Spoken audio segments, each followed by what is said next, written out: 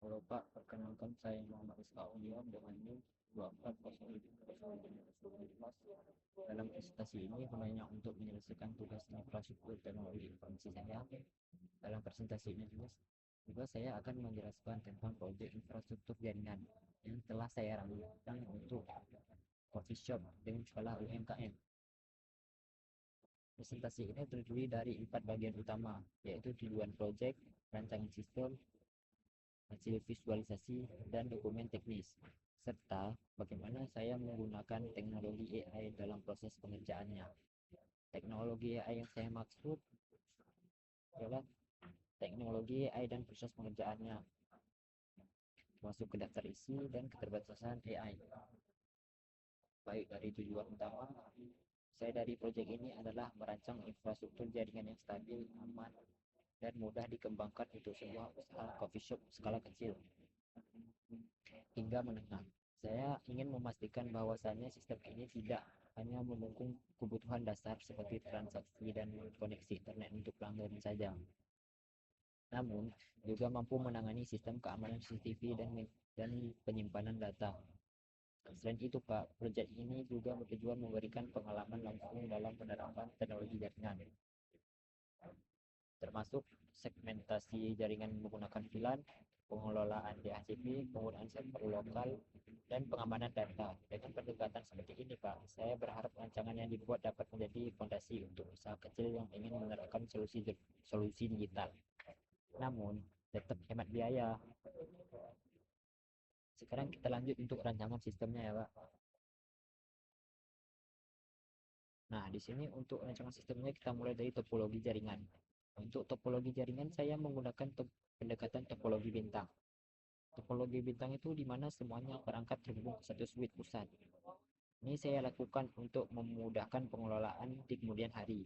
Kemudian saya pun membagi jaringan ke beberapa VLAN. Yang pertama itu ada VLAN 10, yaitu untuk kasir, VLAN 20 yaitu untuk pelanggan, VLAN 30 untuk CCTV, dan VLAN 9 untuk jaringan server lokal. Nah, setiap VLAN ini memiliki subnetting tersendiri dan hanya bisa berkomunikasi dengan jaringan yang diizinkan. Contohnya yang saya buatkan dalam praktek ini, bahwasanya pelanggan itu hanya bisa mengakses internet, tetapi tidak bisa mengakses sistem kasir dan CCTV. Saya juga mengkonfigurasi DHCP server untuk membagikan IP otomatis di VLAN 20 untuk pelanggan, serta menggunakan akses control list atau ACL dalam firewall sederhana untuk membatasi komunikasi VLAN, terutama itu agar pelanggan tidak bisa mengakses sistem internal. Nah, selain itu, Pak, server lokal juga berfungsi untuk menyimpan data transaksi kaset dan rekaman CCTV, sehingga dia tidak terlalu bergantung pada koneksi cloud yang bisa saja tidak stabil. Kemudian Pak, untuk visualisasi jaringannya saya menggunakan Cisco Packet Tracer untuk menyimulasikan seluruh sistem. Di sini Pak, saya ingin memastikan bahwasanya semua perangkat dapat saling terhubung sesuai fungsinya. Misalnya, PC kasir itu bisa terhubung kepada printer dan juga PC kasir bisa terhubung kepada PC server. Nah, dua-duanya successful ya Pak. Kemudian kita akan menyimulasikan dari CCTV ke server. Nah, langsung successful ya Pak. Kemudian saya akan memastikan bahwasanya pelanggan ini hanya bisa mengakses internet. Nah, di sini ke sini. Terus dari sini ke sini.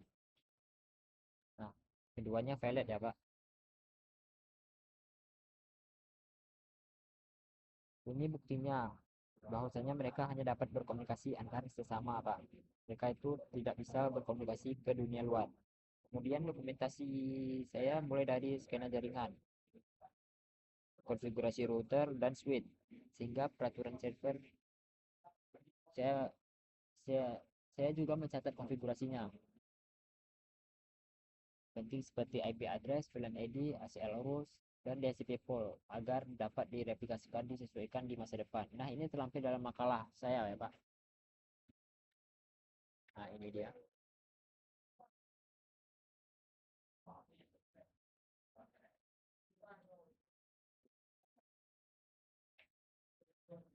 dalam proses perancangan ini, Pak. Saya bahkan sampai di dokumentasi ya, Pak. Saya itu sangat terbantu dengan penggunaan AI, khususnya ChatGPT. AI yang saya gunakan ini sebagai asisten diskusi teknis dan juga sebagai alat bantu penulisan. Nah, ketika saya mengalami kebingungan dalam mengatur akses kontrolis atau menyusun di HCP, saya bisa bertanya dan langsung mendapatkan solusi beserta penjelasan yang mudah dipahami. Dan AI ini merupakan teknologi yang sering cepat dikarenakan dia bisa 24 jam, Pak. Namun, yang paling membantu ialah saat menyusun laporan dan dokumentasi. AI membantu saya menerjemahkan konfigurasi teknis yang kompleks. Jadi, penjelasan naratif yang lebih rapi, singkat, padat, dan jelas. Saya juga mendapatkan saran dalam penyusunan struktur laporan dan presentasi ini, tetapi tidak semua hasil AI itu bisa langsung digunakan. Saya juga harus saya juga tetap harus menyesuaikan dengan pengalaman saya pribadi dan situasi di lapangan. Misalnya AI kadang menyarankan perangkat sistem yang terlalu rumit atau bahkan saja perangkat tersebut tidak tersedia di siswa paket tracker.